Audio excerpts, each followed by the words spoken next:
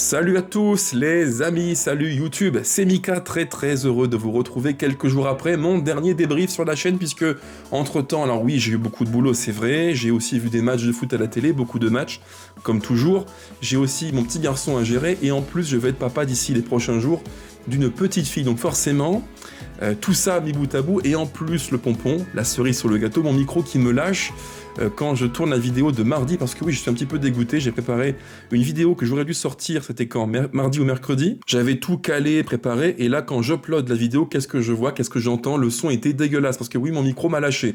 Donc, il a fallu en racheter un, d'où mon absence d'environ, je crois, 4 ou 5 jours sur la chaîne. Me voici de retour pour vous parler de l'avant-match contre le Stade Brestois, c'est la causerie, maintenant vous connaissez le contenu, on parle donc de l'équipe qu'on va affronter, en l'occurrence le Stade Brestois d'Éric Roy.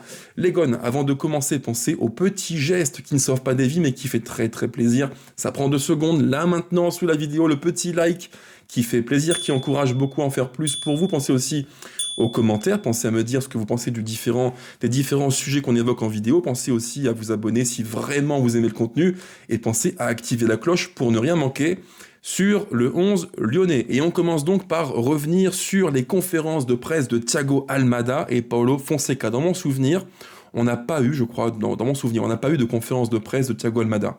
Et là, c'est un petit peu tout comme. On a enfin une conférence pour nous dire qui il est, comment il s'intègre et quel est son rôle préférentiel sur le terrain. Et là-dessus, des questions alors basiques mais intéressantes. Et donc, tout d'abord, son intégration à l'OL. Il dit que Nicolas Tagliafico l'a largement aidé en lui parlant tous les jours pour le conseiller sur la ville, lui dire en gros quelles sont les qualités du club, de la ville, ce qu'il faut faire, ne pas faire, bref.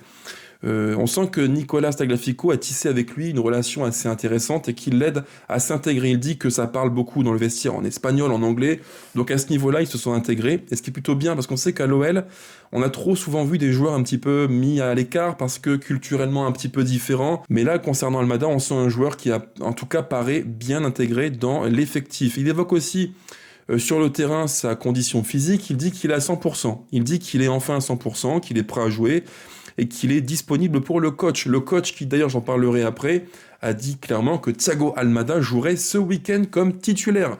Et enfin, peut-être le 4-2-3-1 dont je rêve tant, avec une formule assez offensive. Ça, on en reparlera juste après. Que dire de plus? Oui, effectivement, j'allais oublier, il parle aussi de son rôle technique, tactique sur le terrain. Il dit que lui, il aime bien être numéro 10, quoi, l'électron libre qui va décrocher, contribuer au jeu, pour être fort à la passe, dans le camp adverse, dans le dernier tiers adverse. C'est vraiment son registre préférentiel. Même s'il dit qu'à Botafogo, il a joué comme plutôt meneur excentré à gauche, avec dans l'axe Savarino comme numéro 10. Voilà, il dit qu'il est polyvalent, mais que vraiment son poste, c'est numéro 10. Dans mon souvenir, c'est Hugo Guillemette qui lui demande où est-ce qu'il peut jouer, numéro 10, 6, 8. Et Almada répond un petit peu de façon bateau, les réponses de footballeur. Il dit qu'il est disponible pour le coach pour jouer partout où on aura besoin de lui. Et enfin, une question un petit peu hors foot, mais plus sur le volet extra-sportif, notamment une question sur les réserves que déposent les clubs français quand on joue l'Olympique lyonnais. Il dit que ça ne le touche pas, ça ne le concerne pas du tout, que c'est le club qui gère et que lui, grosso modo, ça lui en touche une sans bouger l'autre. Ultime question sur son avenir à l'OL, comment l'envisage-t-il? Je crois que c'est dans mon souvenir Christian Lagné du Progrès qui lui pose la question, et Christian Lagné lui dit Thiago, est-ce que tu te vois à l'OL pour longtemps, sur la durée, ou est-ce un club tremplin pour toi? Et là encore, réponse bateau de Thiago Almada, mais en même temps c'est logique, c'est de la communication pure. Il dit, moi, ce qui m'intéresse, c'est le présent, je suis à l'OL et focus à 100% sur l'Olympique lyonnais. Le reste, on verra plus tard. Voilà. Voilà en gros ce qu'il faut retenir de la conférence de presse de Thiago Almada. Pas inintéressante en soi, c'est vrai, mais pas non plus extraordinaire, on n'a pas appris grand-chose. Et après, il y a aussi eu la conférence de presse de Paulo Fonseca. Alors, pour faire simple, elle a duré environ, je crois, 13 minutes avec 2-3 informations assez intéressantes. On sait que pour affronter Brest, on n'aura pas de latéral gauche de métier. Tagliafico est suspendu et Abner indisponible pour cause de gêne apparemment musculaire. Donc, a priori, on devrait voir à gauche, je pense en tout cas, Hensley, Maitland-Niles et à droite, Koumbedi certainement. Voilà, que dire de plus aussi? Alors oui, il y a eu une question qui m'a un petit peu, alors pas dérangé, mais voilà, c'est de la com de coach qui veut se préserver une image. Quelqu'un dans la presse lui a dit « Coach, auriez-vous des regrets après le match du PSG ?» Et lui, il dit « Non, absolument aucun. » Il dit « Aucun parce qu'on a, enfin, selon lui, on a bien gêné le PSG offensivement et surtout défensivement. Il dit que défensivement, on a bien contrôlé le PSG durant un bon bout de temps du match. C'est pas faux, on a vu un OL discipliné, un OL rigoureux, dense, compact, ça c'est vrai. Et il dit que lui, le match qu'on a fourni, selon lui, c'est un des matchs où une équipe a su le plus contrôler, euh, canaliser le PSG. Donc voilà, selon le coach Fonseca, pas de regret à avoir, pas de regret sur les choix faits en fin de match. Moi j'ai un point de vue qui est très différent, je l'ai dit en débrief après le match contre Paris. Je pense qu'on aurait pu mieux faire. Mais là encore, question de point de vue. Et enfin, pour finir, on a appris que Thiago Almada jouerait. Alors d'ailleurs, Fonseca a établi un portrait très très très élogieux de Thiago Almada en disant super joueur, très technique, qui sent le jeu, qui joue dans l'intérêt collectif, qui joue entre les lignes et qui sera utile pour développer le jeu positionnel de l'équipe.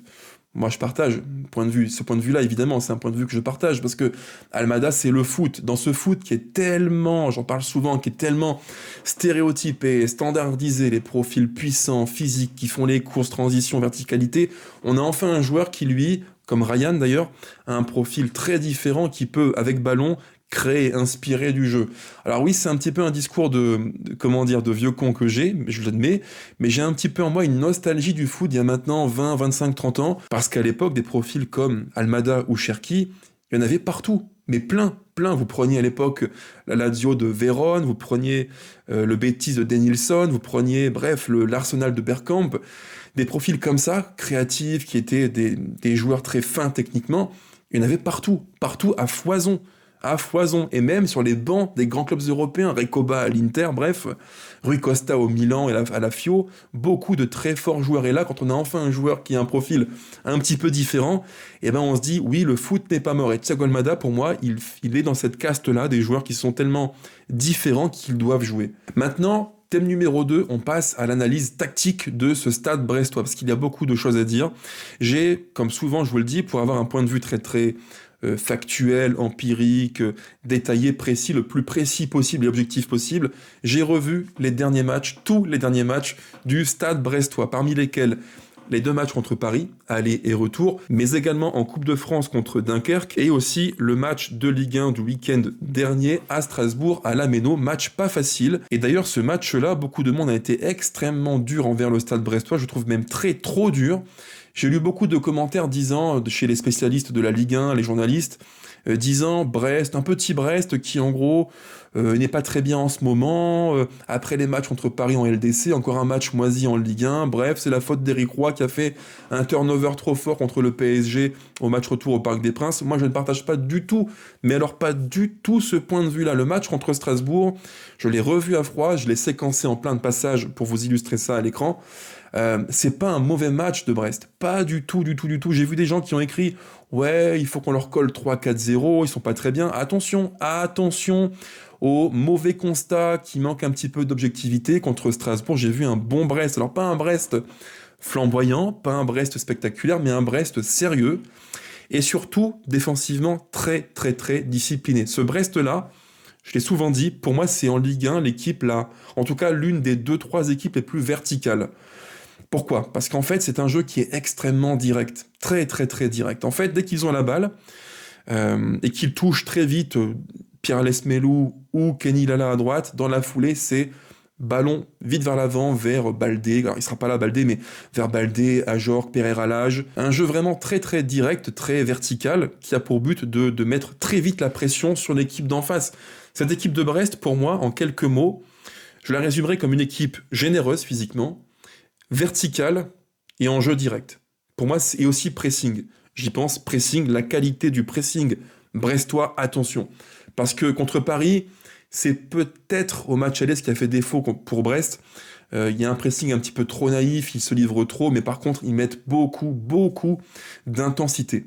Énormément, c'est un truc de fou. Contre Strasbourg, il y a des séquences de jeu du début à la fin du match, alors pas tout le temps, c'est un petit peu discontinu, mais il y a un pressing de grande qualité, où en bloc équipe, ils vont comme ça presser en 4-4 de losange, aller assez haut, harceler, et Strasbourg a été en difficulté. Alors oui, c'est un 0-0, c'est vrai à Strasbourg, mais néanmoins, sur le plan défensif et pressing, j'ai vu un bon match de Brest. Une équipe qui donne tout, une équipe qui ne triche pas, une équipe qui est volontaire et qui est à l'image de son coach. Un jeu qui est pratiqué, qui est très comme je vous le dis, ouais, plein d'intensité, de course, d'efforts, de répétition des efforts. Moi, j'aime bien ce que fait Brest. Vraiment, j'aime bien. Alors oui, c'est pas tout le temps flamboyant, c'est vrai, Mais par contre, quand ça marche bien, quand le plan de jeu est bien appliqué, sincèrement, c'est coton de s'en dépêtrer. C'est franchement coton. Donc attention au bilan un petit peu trop optimiste pour ce match-là. Moi, je dis attention, petit drapeau orange.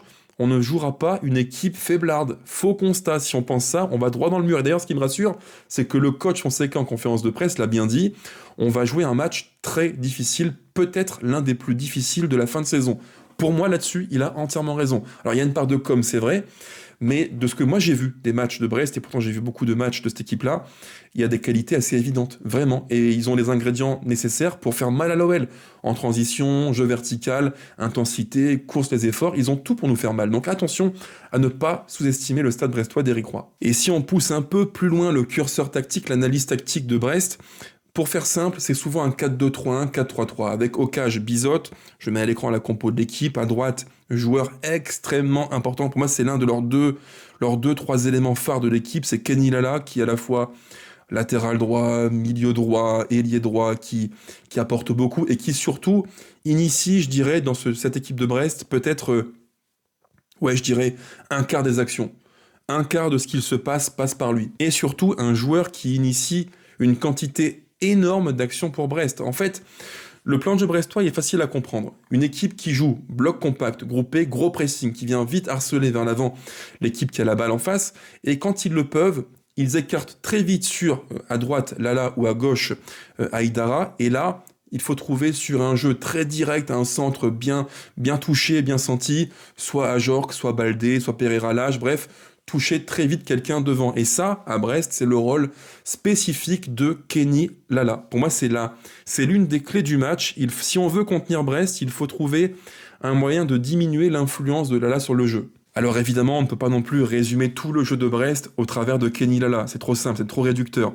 Il y a aussi une influence très importante d'un certain Pierre Lesmelou qui a mis du temps à revenir à un bon niveau après des pépins physiques, mais là il est plutôt bien, en tout cas il est mieux, et il a un rôle vraiment très très très spécifique. Dans le 4-2-3-1 d'Éric Roy, il est en pivot double, souvent avec dans le cœur du jeu Mady Camara, qui est un très bon joueur, très complet physiquement, beaucoup de courses, beaucoup de volume de jeu, et lui, Lesmelou, il a plus ce rôle de meneur, vous savez, meneur reculé, un petit peu comme Rodri ou Busquets de la grande époque, mais par contre lui, il se projette beaucoup. En fait, il contribue à créer le jeu pointe basse, il recule beaucoup. Parfois même, je l'ai vu reculer et s'insérer entre les deux centraux que sont NDI plus Chardonnay et faire en fait le troisième central pour relancer de très très bas. Et comme il relance plus bas, il attire vers lui un joueur du camp d'en face et là se crée l'espace pour trouver sur une bonne passe parce qu'il a un très bon pied droit, Pierre Lesmelou, soit Camara, soit Magnetti ou qui, peu importe, mais en tout cas trouver quelqu'un dans l'interligne. Et ça, il le fait très très bien.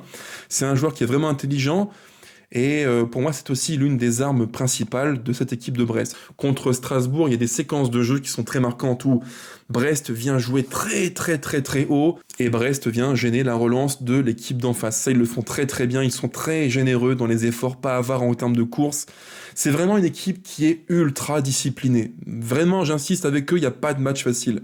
Même si parfois, il faut le dire, c'est un petit peu le point faible que j'ai repéré, leur ambition extrême en termes de pressing fait que dans leur dos il y a de l'espace. Et ça c'est un point très marquant dans tous les matchs que j'ai vus de Brest. Paris, match aller, match retour, Dunkerque et Strasbourg, les 4 matchs que j'ai vus hier pour tout vous dire, à chaque fois un point commun, un dénominateur commun, c'est que Brest presse très haut et très agressif, tout le monde vient presser le porteur du ballon d'en face, mais par contre, dès que le pressing est déjoué, ils sont en très grande difficulté. Il y a plein de séquences contre Strasbourg, où Brest vient presser extrêmement haut le porteur de ballon strasbourgeois, et comme à Strasbourg, il y a des bons joueurs techniquement très fiables, qui sont fins et qui peuvent trouver sur une bonne passe le décalage, le bloc brestois est coupé en deux, littéralement coupé en deux. Et ça, c'est pour moi l'un des axes sur lesquels il faut insister massivement. Brest est une équipe qui ne pourra pas se renier. Ils aiment bien presser, ils aiment bien harceler, ils sont très généreux, mais un peu trop, je trouve, un peu trop généreux, parfois un petit peu naïf. Ce qui fait que si sous pression tu ressors bien les ballons, tu peux faire très très mal en transition à Brest. Mais vraiment, ça c'est le fil conducteur des matchs que j'ai vus récemment, ce même défaut, à savoir que presser haut c'est bien, mais quand tu te trouves, quand tu rates ton pressing, malheureusement tu es en grande difficulté. Ça c'est vraiment l'axe majeur pour moi que j'ai repéré au cours des matchs du Stade brestois. Donc voilà, pour résumer, je dirais une équipe pas facile à manœuvrer, parce qu'elle est extrêmement généreuse dans les courses, l'intensité, les efforts, les replis. Ouais, vraiment, une équipe qui attaque à 10 et qui défend à 10, qui fait les efforts ensemble. C'est pour moi la grande qualité majeure de ce Brest-là, une équipe qui joue un foot collectif, vraiment collectif. Et attention, parce qu'il y a dans leur plan de jeu qui est à la fois simple, mais en même temps pas facile à maîtriser. Attention à ce jeu très vertical, très direct, consistant en gros à sortir les ballons avec Pierre Lesmelou en position plus reculée. Comme il est habile, il trouve facilement dans le cœur du jeu quelqu'un ou à droite Kenny Lala. Et dans la foulée, long ballon vers Ajorc, remise, déviation, jeu direct, centre, tête, but. Attention, ça c'est vraiment le plan de jeu typique de Brest. Ils le font très bien, ça a marché en Ligue 1, ça a marché aussi en Ligue des Champions, donc attention à ça. Voilà, au match aller, ils l'ont fait aussi. Hein. Il y a plein de séquences dont je me rappelle qui me sortent à l'esprit maintenant, où je revois ces longs ballons de Kenny Lala vers Ajorc. Rappelez-vous ce but d'Ajorc au match aller, qui a pris une séquence de jeu très très belle collectivement. Transition, remise, talonnade, frappe, but, petit filet de l'extérieur du gauche. Attention, on n'est pas non plus à l'abri de ça, malgré la mauvaise série de Brest, avec des défaites en Ligue des Champions, et aussi quelques matchs un peu moyens sur le plan offensif, je dis bien offensif, en Ligue 1. Parce que oui, si offensivement, c'est un peu plus compliqué, défensivement, ça reste une belle équipe, malgré le carton du PSG, qui pour moi est un hors-contexte fou. Ça reste une belle équipe qui est solide, qui est disciplinée, qui est rigoureuse et qui est remplie d'abnégation, de générosité. D'ailleurs, j'y pense, contre Strasbourg, il y a un petit point tactique qui m'a interpellé. J'ai dit 4-2-3-1, 4-3-3, mais par séquence de jeu, j'ai plus vu un 4-4-2 losange avec en gros, pour faire simple, Pierre Lesmelou plus reculé, et devant Pereira Lage qui venait soutenir comme second buteur Mama Baldé. Donc attention à ça. On n'est pas non plus à l'abri d'une animation un petit peu différente, qui peut être soit en 4-2-3-1, 4-3-3, voire 4-4-2 losange. On sait qu'il y aura beaucoup d'absents et pas des moindres. Je vous rappelle un petit peu qui il manque côté brestois. Il va manquer Bradley Loco, grosse perte de latéral gauche de bonne qualité en espoir, d'ailleurs équipe de France Espoir. Salah, offensif. Del Castillo, joueur majeur de l'an passé. Koulibaly, en défense. Bourgo et Mama Baldé. Et on évoque aussi l'absence de Romain Fèvre ou encore Hugo Magnetti, rien que ça. Donc attention, un Brest diminué, c'est vrai, mais un Brest qui a un plan de jeu qui est bien rodé, assimilé, et on n'est pas à l'abri d'un jeu très direct qui peut, sur quelques séquences, poser de vrais problèmes à l'Olympique lyonnais. Et pour finir, un petit point en termes de stats sur ce que vaut l'équipe de Brest, donc d'Éric Roy. Alors en termes de stats, je vous mets à l'écran le tableau d'Understat qui est vraiment très précis et toujours intéressant. Brest, c'est en termes de buts marqués, c'est la 9e attaque de Ligue 1, avec 35 buts. Maintenant, en termes de buts concédés, alors buts marqués, j'y pense, 35 buts inscrits, ce qui est quand même pas mal. Et en termes de buts concédés, Brest a encaissé la bagatelle de, attention, tenez-vous bien, 38 buts. 38 buts encaissés, ce qui fait qu'ils sont actuellement 18, 17, 16, 15... 14e défense de Ligue 1. Donc 9e attaque de Ligue 1, 14e défense de Ligue 1. Ce qui confirme que oui, défensivement, il y a la place pour faire mal. Bien sûr, ça je vous l'ai dit, il y a la place. On n'a pas à faire une équipe infaillible. Ils prennent des buts, ils prennent beaucoup de buts, environ 1,7 buts par match. Ce n'est pas rien. Logiquement, on devrait avoir le bagage, le matos pour faire mal à cette équipe-là. Maintenant, en termes d'expected goals, les buts qu'ils auraient dû marquer. Brest aurait dû marquer cette saison en Ligue 1, je retrouve le chiffre pour être très précis, aurait dû marquer 34 buts. Et ils en ont mis 35. Donc ils ont légèrement surperformé, pas de beaucoup, mais un tout petit peu quand même. Et en termes d'expected goals contre, ils auraient dû encaisser 47, quasiment 47 buts, soit 8 de plus que ce qu'ils n'ont, 9 de plus que ce qu'ils n'ont encaissé. Donc une équipe qui, là encore, a surperformé défensivement. Ce qui confirme que on a affaire à une équipe qui joue en bloc groupé, c'est vrai, mais attention, défensivement, quelques lacunes que je pense on doit pouvoir saisir. Maintenant, ma compo pour l'OL de demain, en prenant en compte mon bilan tactique et ce match, comment je l'imagine. J'ai dit que Brest avait quelques points forts, qualité de pressing, donc il faut être fort sous pression pour sortir proprement les ballons. Et j'ai dit aussi attention aux côtés, parce que et Aïdara à gauche et Lala à droite, les deux prennent beaucoup le côté et permettent un jeu direct à Brest, en touchant Ajorc, Baldé qui ne sera pas là, mais en jouant un jeu direct, beaucoup de centres, énormément de centres, pour trouver le gros crâne de Ludovic Ajorc. Donc attention à ça. Moi, je partirais sur un 4-2-3-1, formule classique. En pivot double, je reculerai enfin Tolisso, plus Matic pour pour le tempo du match, pour maîtriser, pour sortir sous pression les ballons proprement. En numéro 10, c'est la surprise du chef qui a confirmé Fonseca, c'est Thiago Almada. Évidemment, ça fait très plaisir. À droite, meneur excentré, ce binôme qui se profile, Almada plus Cherki à droite. À gauche, je pense qu'il faut un joueur qui peut faire les efforts pour bloquer, pour contenir Kenny Lala. Et en plus, Lala est un centreur presque abusif. Il centre beaucoup, énormément, je dirais même. Donc il faut quelqu'un qui puisse le bloquer.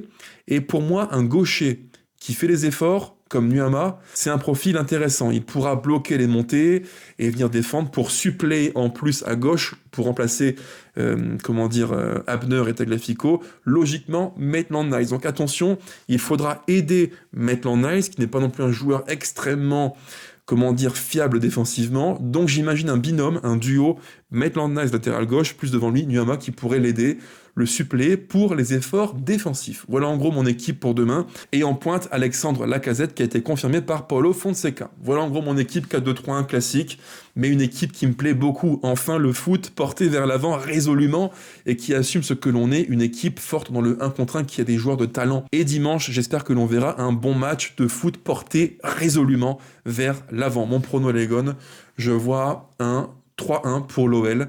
Match extrêmement important contre un Brest qui est un concurrent direct, notamment pour l'Europa League. Donc attention, pas de plaisanterie, pas de mauvaise blague.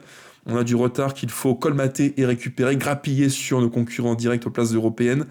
Et demain, c'est le match où il faut impérativement gagner. Victoire impérative de l'Olympique lyonnais et de Nogone. Ciao ciao les amis, pensez à mettre le petit pouce, pensez à commenter et me dire vos différents points de vue sur le match qui se profile contre Brest. À bientôt, allez l'OL toujours, plus que jamais.